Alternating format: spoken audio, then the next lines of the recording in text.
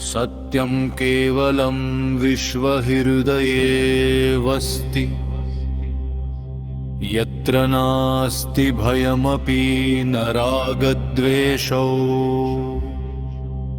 आत्मा ज्योतिरनन्तशान्तिरूपः न जायते न म्रियते न विक्रियते कदा।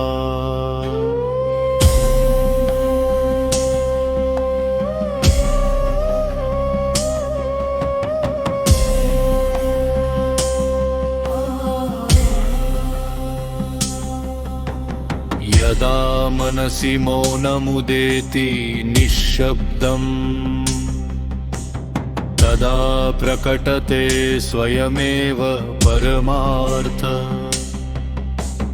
अहं त्वं सर्वे खलु एकैवात्मा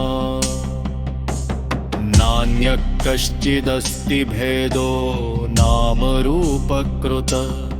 यस्वहृदये देवमन्तर्यामिनं पश्यति स पश्यति विश्वं तत्रैव प्रकाशमयम्। यत्र प्रेम प्रवहति निरवध्यं निर्मलम् तत्रैव अस्ति सत्यमेकं सनातनम्। सर्वे जना आत्मस्वरूपं विजानन्तु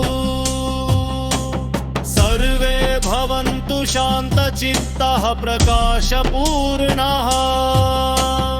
एषा एव लोके परमार्थस्य धारा। आत्मा नित्यमुक्तः सत्यरूप सर्वथा।